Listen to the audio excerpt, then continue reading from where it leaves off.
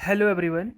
SST के civics में आज हम इसका चैप्टर नंबर 2 स्टार्ट करेंगे जिसका नाम है कॉन्स्टिट्यूशनल डिज़ाइन। इसका लेक्चर नंबर फर्स्ट है। So let's begin. ये जो चैप्टर है जिसका नाम है कॉन्स्टिट्यूशनल डिज़ाइन, इसमें हम पढ़ने क्या वाले हैं। सबसे पहले ये जानेंगे कि कॉन्स्टिट्यूशन होता क्या है। दूसरी चीज़ ये कि कॉन्स्टिट्यूशन की क्या क्या विशेषताएं होती हैं। क्या क्या जितनी भी डेमोक्रेटिक कंट्री होती हैं उनको कॉन्स्टिट्यूशन की आवश्यकता होती है, और होती है तो क्यों होती है। क्या बिना कॉन्स्टिट्यूशन के किसी कंट्री को चलाना संभव नहीं है। इस चीज़ को समझने के लिए जैसे कि इंडिया का कॉन्स्टिट्यूशन लिखा गया है वैसे अदर कंट्री के भी कॉन्स्टिट्यूशन लिखे गए हैं। तो कॉन्स्टिट्यूशन का महत्व समझने के लिए एक कंट्री का एग्जाम्पल आपके इस बुक में लिया गया है जिसका नाम है साउथ अफ्रीका।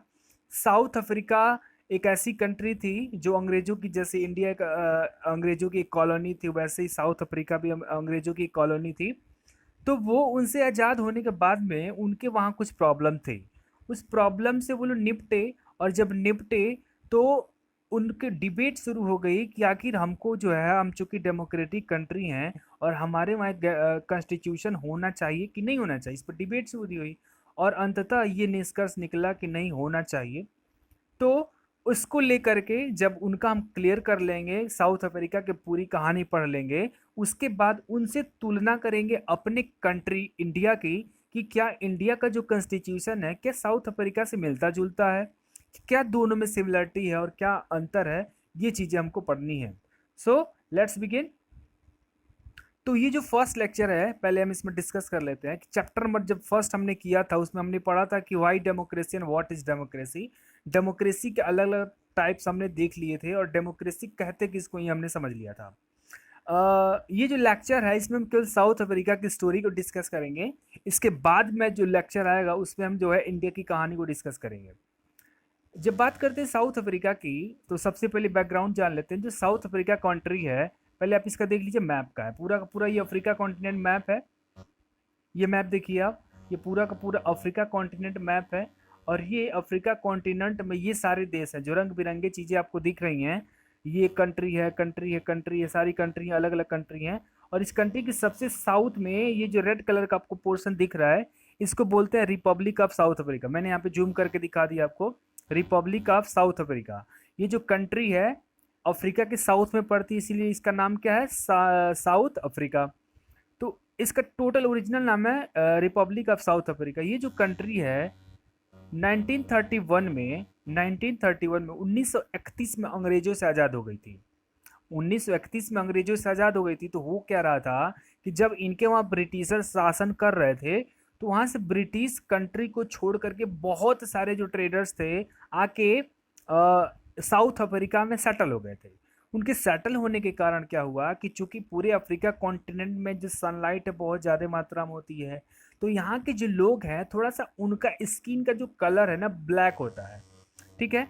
तो हम ये बोल सकते हैं कि जो साउथ अफ्रीका के जो नेटिव पीपुल थे, जो ऑलरेडी जेन्युइन पीपुल हैं जिनका ये पूरा देश था, वो थे ब्लैक कलर के।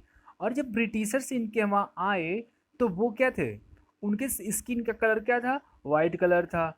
तो वो आए यहाँ पे सेटल हो गए। जब ये आज़ाद हो गए 1931 में, फिर भी ये कंडीशन सेम रही थी। इनका जो डेमोग्राफी अब देखेंगे, डेमोग्राफी इनका, तो पता ये चलता है कि 2/3, मतलब जितने लोग यहाँ रहते हैं उसके 2/3, 2/3 लोग केवल इसमें काले हैं, ब्लैक पॉपुलेशन है। और 1/3 जो है वाइट पॉपुलेशन है। अब ये जो वाइट पॉपुलेशन थे, आज़ादी के बाद में भी जब इनकी गवर्नमेंट बनी, जैसे कि उस टाइम कॉलोनियल गवर्नमेंट थी, जब ये आज़ाद हो गए तो गवर्नमेंट बनी इनकी, तो वो गवर्नमेंट किसके हाथ में गई, वो गई वाइट पीपल्स के हाथ में।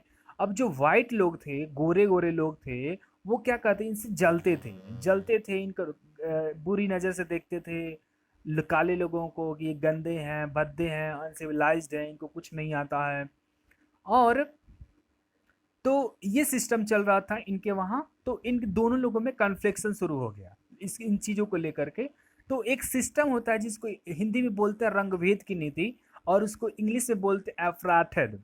एप्रोथेड सिस्टम बोलते हैं। एप्रोथेड सिस्टम में क्या होता है कि जो भी पावर में है, वाइट गवर्नमेंट है, जो जो भी लोग वाइट गवर्नमेंट गोरे लोग शासन कर रहे थे, वो इनके साथ क्या करते हैं, काले लोगों के साथ बहुत ज़्यादा मात्रा में डिस्क्रिमिनेशन करते हैं, भेदभाव करते हैं। इसी सिस्टम को बोलते हैं एपराथेड सिस्टम, कि आपके साथ जो है आपके स्किन के कलर के आधार पर आपके साथ भेदभाव किया जाता है। ये सिस्टम चल रहा था। दूसरी चीज़ ये हो गई कि डेमोक्रेसी में थोड़ा सा चेंज, इनकी जो डेमोग्राफिक थी इसमें थोड़ी सी चेंजेस कब आ गई कि कुछ काले लोग हैं, काले लोग थे, और कुछ गोरे लोगों में जब जैसे कि शादी विवाह हो गया, मैरिज सिस्टम हो गया, तो इनकी जो संतानें हुई तो उनकी स्किन का कलर थोड़ा सा चॉकलेटी कलर था। चॉकलेटी का मतलब ना ज़्यादा गोरे थे ना ज़्यादा काले थे। और ऊपर से क्या हुआ कि आपको पता होगा, अब चूंकि ये ब्रिटिश इंडिया की भी कॉलोनी थी और इंडिया भी जो है ब्रिटिशर्स की कॉलोनी थी, तो इंडिया से बहुत सारे लोगों को साउथ अफ्रीका में लाया गया था। तो ये आ करके यहाँ पे क्या हो गए थे, वो भी इंडिया के नेटिव हो गए थे। अब हुआ क्या कि इस पूरे साउथ अफ्रीका की पॉपुलेशन को समझिए। ये साउथ अफ्रीका का मैप है। ये कब की मैप है, जब हम बात कर रहे हैं कब, 1931 की बात करें, उस टाइम का साउथ अफ्रीका का मैप है।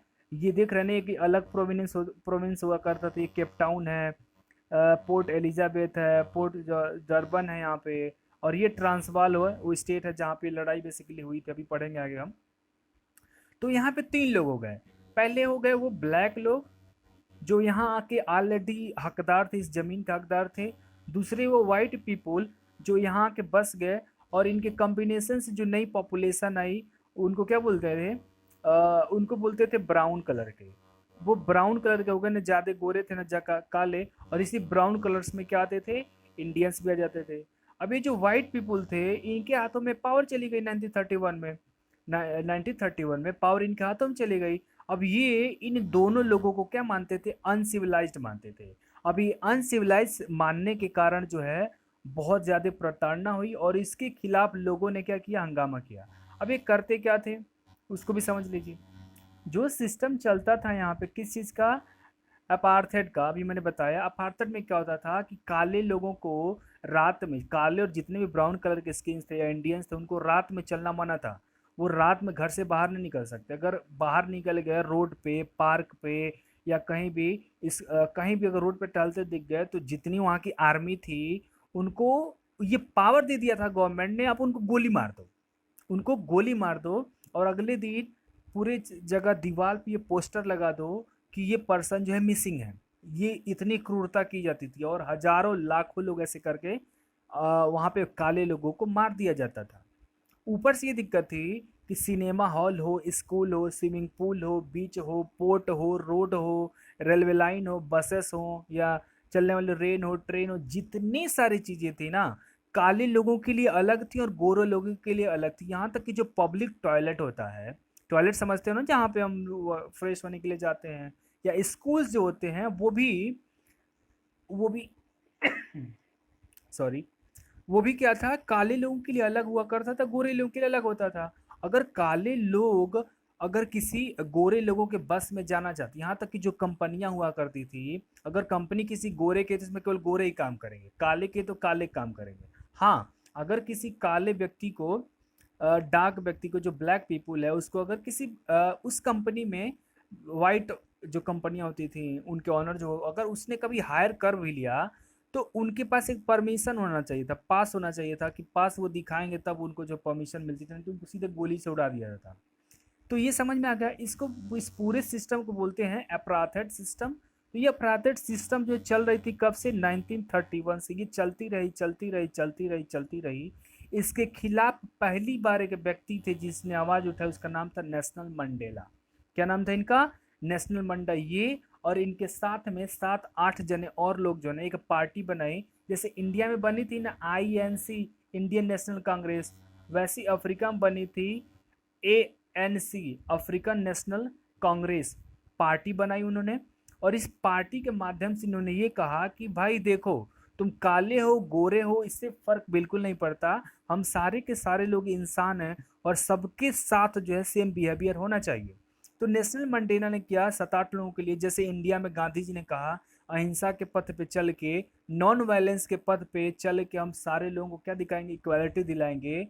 वैसे ही नेशनल मंडेला ने क्या करा, इन्होंने जैसे 1950s आए ना, तो 1950 में लोगों को एजुकेट करना शुरू किया, 1950 से शुरू कर दिया कि कैसे जो हम अपनी राइट्स को गवर्नमेंट के सामने रख सकते हैं। तो इन्होंने क्या किया कि इन्होंने जो वाइट गवर्नमेंट थी उनके खिलाफ प्रोटेस्ट करने शुरू कर दिए, धरना करना शुरू कर दिया, तो कि ये साले बंद करो तुम लोग, ये सारी चीज़ें जो है बंद होनी चाहिए। क्यों अलग कर रहे हैं हम, जब हमारा देश है, देश हमारा है, आप लोग बाहर से हमारे ऊपर शासन कर रहे हो, बिल्कुल गलत है।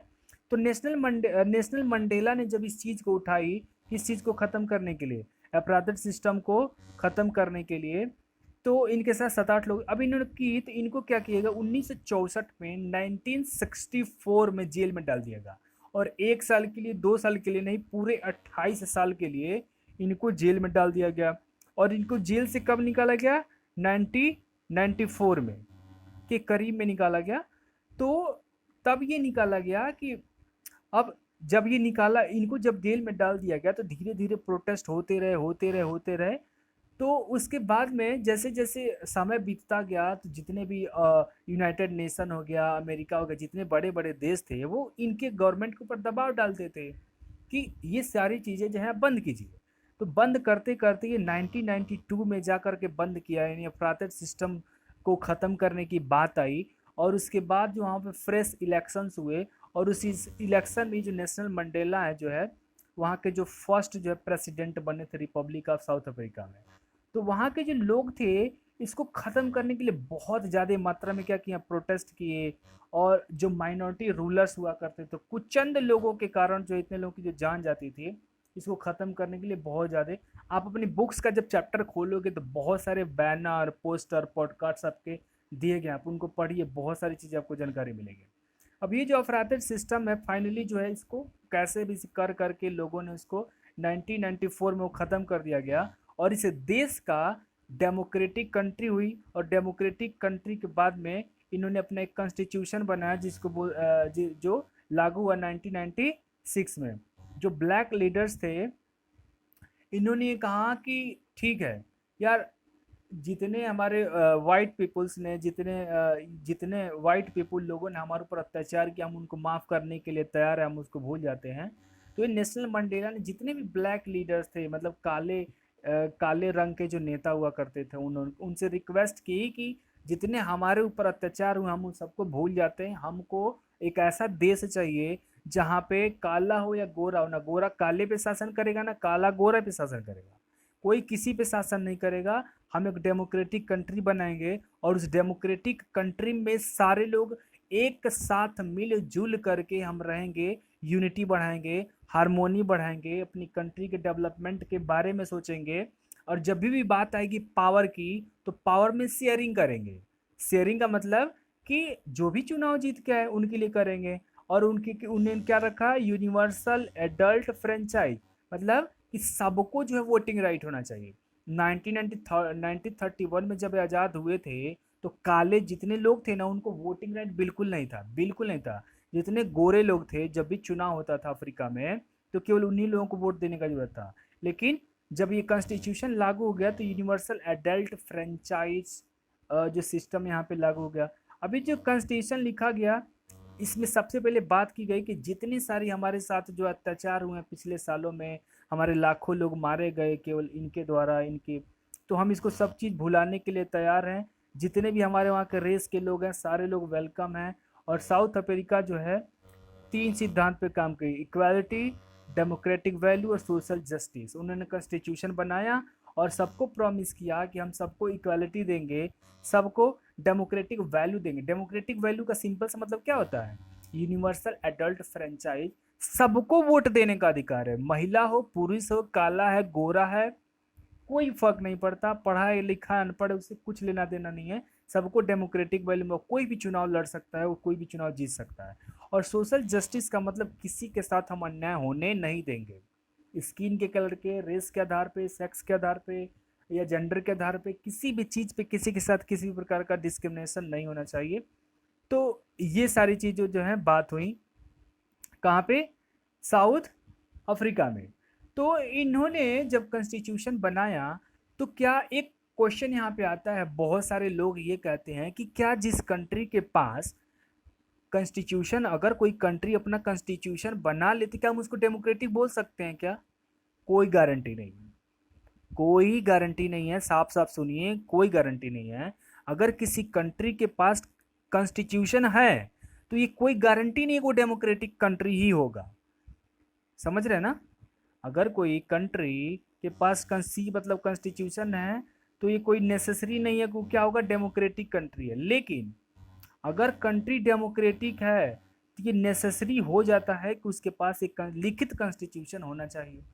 ग्रेट ब्रिटेन का आप एग्जांपल लीजिए, जिन्होंने पूरी दुनिया पर राज किया, वो क्या है, एक मोनार्कियल स्टेट है। डेमोक्रेटिक तो बोलते हैं लेकिन उनके वहाँ कॉन्स्टिट्यूशन है, लिखा हुआ नहीं लिखा हुआ है। उनके वहाँ के जो राजा महाराजा जो बोलते हैं वहीं वहाँ के वहीं क्या उनके कॉन्स्टिट्यूशन हो गया। तो वो क्या, वो उनके वहाँ कॉन्स्टिट्यूशन लेकिन डेमोक्रेसी नहीं है। ऐसी चीज़ें कि मतलब जिसके वहाँ कॉन्स्टिट्यूशन है कोई ज़रूरी नहीं कि वहाँ डेमोक्रेसी हो। आप नेपाल का एग्जांपल ले लो, सन 2008 तक क्या था, वहाँ कॉन्स्टिट्यूशन था बट डेमोक्रेसी नहीं थी। लेकिन जब एक बार आप डेमोक्रेटिक अपने आप को घोषित कर दोगे तो आपको कॉन्स्टिट्यूशन अपनाना ही पड़ेगा। तो आखिर कॉन्स्टिट्यूशन है क्या, और कॉन्स्टिट्यूशन हमें क्या दे देता है कि हमको कॉन्स्टिट्यूशन बनाना ही पड़ेगा। सिंपल सी बात है, अगर कॉन्स्टिट्यूशन क्या करेगा, कॉन्स्टिट्यूशन हमको बेसिकली 3 चीज़ों के बारे में डील करता है।